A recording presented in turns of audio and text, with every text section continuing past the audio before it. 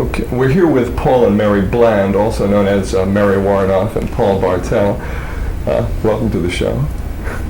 Would it be fair to describe Eating Raoul as a ferociously funny black comedy about, if you'll excuse the expression, consumerism? It would be fair, but it would leave some things out. What am I leaving out? Capitalism. You're leaving out a lot of violence, a lot of sex, which I didn't notice in the film. And what else? A lot of comedy. Paul, what else are you satirizing in Eating Raoul besides consumerism? Well, I'm not really setting out to satirize anything. The film is intended as an entertainment about a nice middle-class couple with a simple, classic American ideal to get their little country restaurant. If in the course of pursuing their ideal they become involved with murder and mayhem, that's also in a great American tradition. Mm-hmm. You're both, in a sense, veterans of underground filmmaking or B movies. In your case, Paul, you are, I guess, what might be described as a graduate of the Roger Corman School of Filmmaking, and Mary, you are a veteran of the New York underground scene, having worked with Andy Warhol. Yes. How did those experiences translate into Eating Raoul? Did you try to add any of your pasts in this film? I think the biggest way that those experiences translated into Eating working for Roger, you learn to just get it done, no matter what happens, no matter how you only have one take or you only have a little bit of time. And you learn that all of that doesn't matter in the end. What can happen is something really good. So you don't mind the situation under which you work or anything like that. It doesn't upset you. Well, Roger Corman is known for that, for getting things done very quickly and getting things done very cheaply. But I noticed in Eating Raoul that one of the motifs in the film is this glorification of the banal. Paul and Mary Bland. They are bland. They live in an apartment that I just can't describe, except how would you describe it? A 50s deco apartment. And that reminded me very much of what Warhol was trying to do, to glorify the banal, to take... Yes, but Warhol glorified the banal so much that he forgot to be entertaining, whereas we're very entertaining. True. Paul? When we started shooting the first 10 minutes of Eating Raoul, which was really a test, a piece that we hoped to use to raise money, which subsequently we failed to do. But at the time, we were looking around for an apartment to shoot in. We wanted some sort of interestingly eccentric background for Paul and Mary, but we didn't know exactly what it was to be. In the script, it describes a very bland apartment, as boring as the Bland's personality, in a sense. But Dick Blackburn, who is the author of the script and also the associate producer, had a friend named Art Fine who had an apartment that was full of this 50s furniture. And he suggested that maybe Art would loan us the apartment, because the building in which the apartment was going to be torn down in a few months. And it seemed likely that Art wouldn't care if we put a couple of holes in the wall or fastening lights. There's things that inevitably happen to any apartment in which a film is being shot. When I saw the apartment with this 50s furniture and the 50s decor, it occurred to me that this was a perfect visual metaphor for the idea that the Blands are stuck in the 50s, both emotionally, socially, sexually. All their attitudes and whatnot are out of date. So it seemed perfect, and that's the reason we used that. But you are not satirizing the Blands in the film. In a sense, you're satirizing everyone else. Well, the Blands as much as everyone else. The Blands as everybody else. The Blands as that attitude are criminally insane. Yes, but they throw all of the modern people, all of the people who I think are more realistic in the way they are portrayed, into sharper relief. I think that the other people, the swingers and things like that, I don't really think that they're realistically portrayed. Those are swingers as the Blands see them. creepy people who have yuck sex. And they're not, I mean... I agree with Mary that the swingers are caricatured, Yeah. whereas the directorial intent was to make Paul and Mary lower key, more naturalistic, more reasonable, to play against their outrageous madness, their assumption that because these people are overtly sexual, they are therefore not nice, ergo, it's all right to murder them. Yeah. As long as you do it cleanly and neatly and get them all in a garbage bag. Yes, we should point out that all of the murders in the film are done very cleanly and very neatly. There was very little in the way of graphic violence in Eating Raoul. That's done on the one hand in order not to offend the audience with gore, and on the other hand to show from Paul and Mary's point of view that this violence is finessed, is essentially euphemized away for them. It's like the violence in cartoons. We bop them on the head and get rid of them. We don't see the blood. Surely there would be lots of blood and horrible screams of pain and agony, but none of that exists in the plans.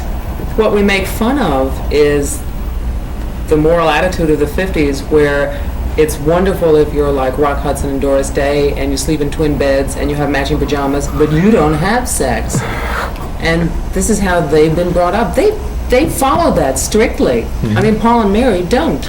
Paul and Mary were taught that nice people sleep in twin beds with 1 foot on the floor.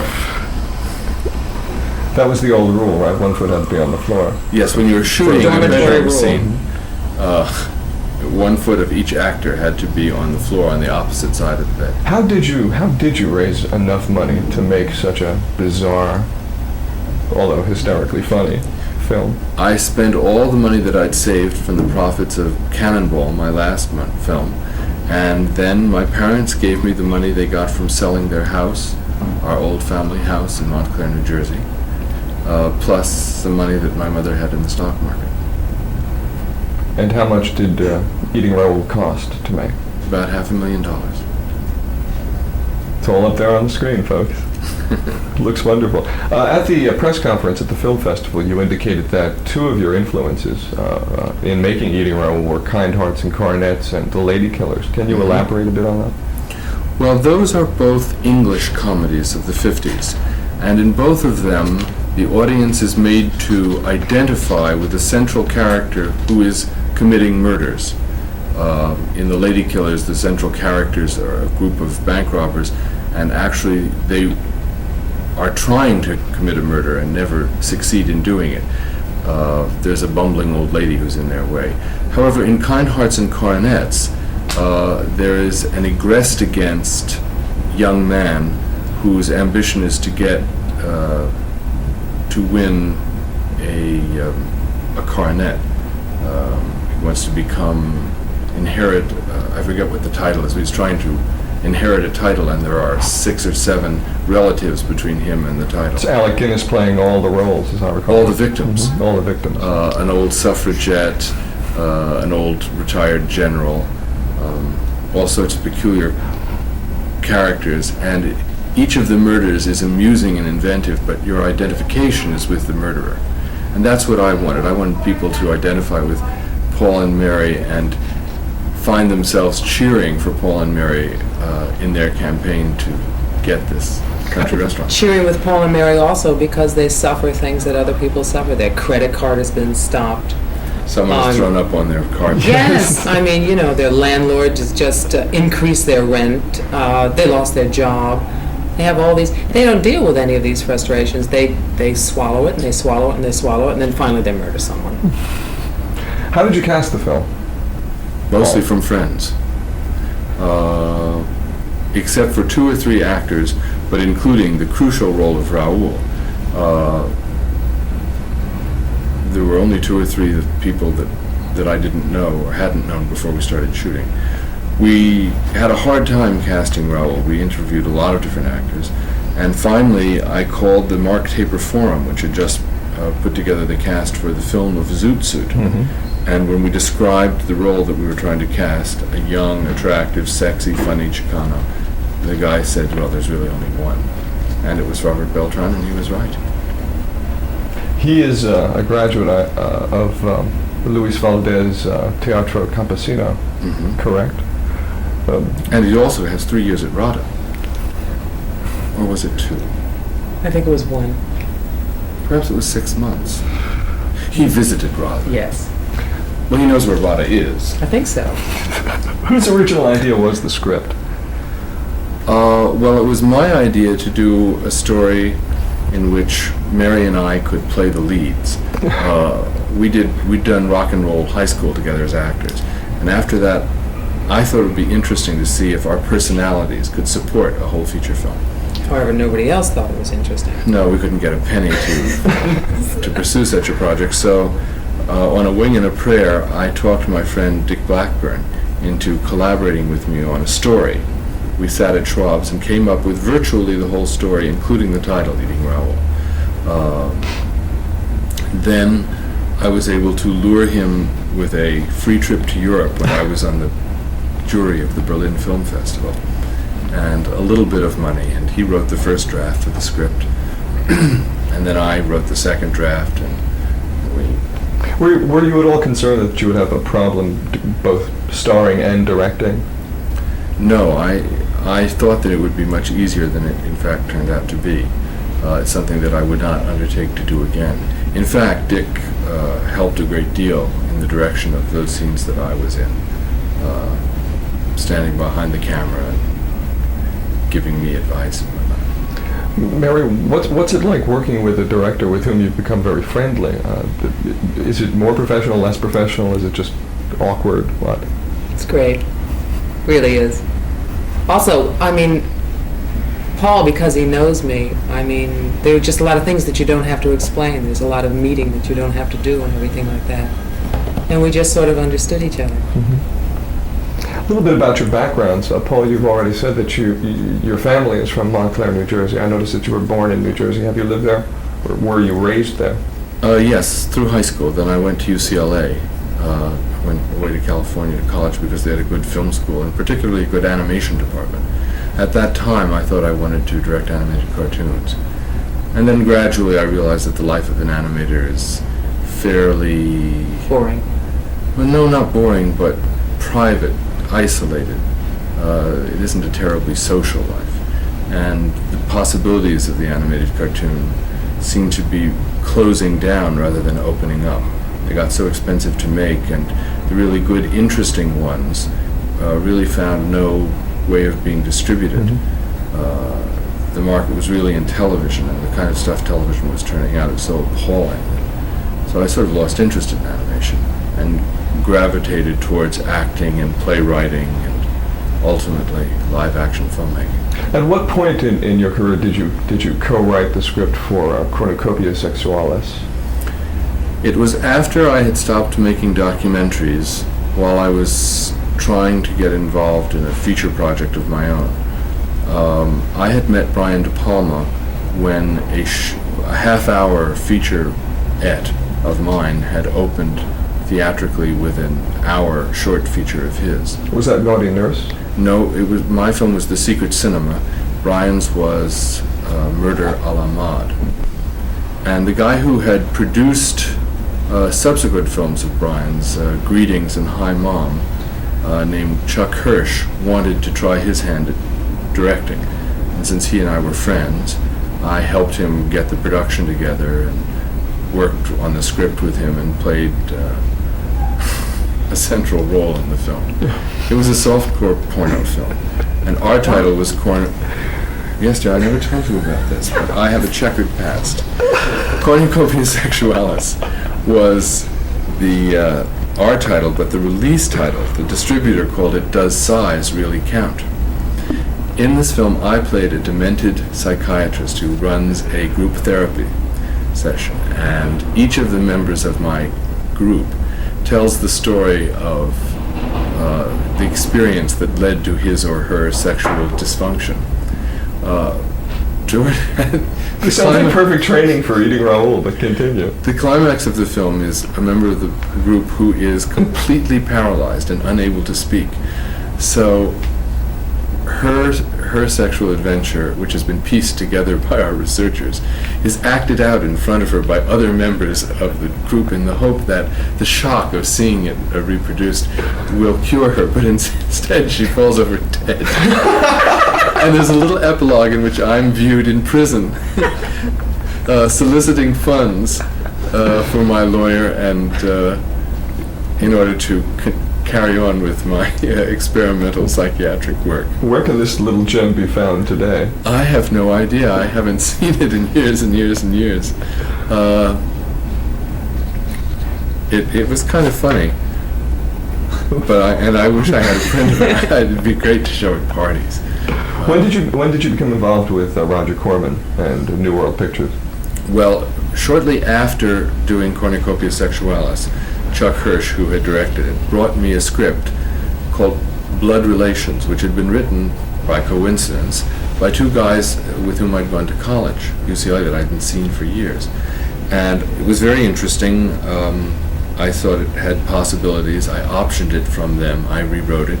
And then my agent sold it to Roger Corman's brother, Gene Corman, who came to New York, screened my shorts, read the script, and agreed to produce it and let me direct it. So I went out to Los Angeles again and started work on it, and Gene had his offices then at New World, so I was around Roger a lot, although for the first few months he looked right through me as if I were invisible. But gradually we got to know each other, and he was rather interested in private parts. In fact, when it was finished, the guy who was his sales manager then of New World, Frank Moreno, suggested to Roger that since MGM didn't seem to know what to do with private parts, that he, Roger, buy it away from them and distribute it through New World. But MGM, having gone through several financial manipulations on the picture, was not interested in selling it. Private Parts is another one of those films that you hear about but seldom see. What happened to that film? Was it held up in distribution, or? Well, it was distributed, but there was a massive miscalculation about the title, which I opposed from the very beginning. In fact, when they told me they were going to call it Private Parts, I said, why don't we just call it Cocks and Cunts? Be upfront about it. They said, no, Private Parts is ambiguous, and besides, when people see that it's an MGM picture, they'll know it can't be, and it's only R-rated after all. So, But in fact, a lot of big papers refused to print the title Private Parts, MGM or no, R rating or no. And in Boston it was Private Arts, in Chicago it was Private Parties. So it had a hard time, plus MGM made things easier by taking their name off it. After a sneak preview they arranged, if they had previewed it with Pinocchio and Bambi, they couldn't have been further off. They chose two PG horror films to which parents brought their children and sneaked this sophisticated, kinky horror film. There was a mass exodus of mothers dragging little children as soon as the scene in which the transsexual makes love to the water-filled transparent doll with the hypodermic full of blood. I won't go into the details. As I said, I've read a lot about it. I know about that scene. Anyway, this didn't please Mommy and Daddy, and they didn't want Junior and Sis to see it.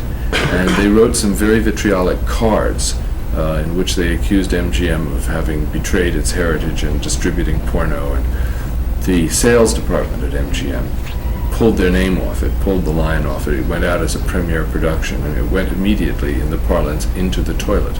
But you were able to parlay that experience into a second feature film. 2 years of penury is what I parlayed that experience into. Well, then how did Death Race 2000 come about? I crawled the length of Sunset Boulevard up to Roger's desk on my hands and knees and begged to be forgiven for my indiscretion of having worked for his brother and made this awful picture. I've heard that doesn't work with Roger Corman. Well, he also said he'd work for nothing. That works. Yes, that works. That was the bottom line. He gave me a second unit to do. It was the second unit for Big Bad Mama, Steve Carver's picture. And the second unit consisted largely of car chases and car stunts, people falling out of cars, cars turning over, cars exploding. And somehow Roger got the idea, the false impression that I was interested in cars, knew about cars, was a car expert, and based simply on this incorrect impression offered me Death Race 2000, which took a year to finally get in the can. We went through a lot of different writers and a lot of different scripts, and Roger would despair and abandon the project and then reinstate it when some actor showed some interest in it. But what you ended up with is a wonderful film that people flock around television sets to watch when it's on cable television. It's one of those films that has been rediscovered. Roger felt that I ruined it and has always felt betrayed by me. He felt that I took what was a strong, hard action-adventure film and made it silly and debased it by putting silly comedy in it. Roger himself tore it apart and put blood in it. Was it at that time that you first met Mary, or? No, I'd known Mary for No, I a knew long Paul time. when he did Secret Cinema, a film that I saw and loved because it was so paranoid and so New York. And But Death Race was the first time we actually got to work together. He called me up and he said, if you pay your own way out here, all the way to L.A., I think I can get you in this movie. And I said, yeah, sure, because I'd just done a soap and I was like really, my gills were collapsing. So I came out and I did that. Can we cut 1 second Sure. and change the tape?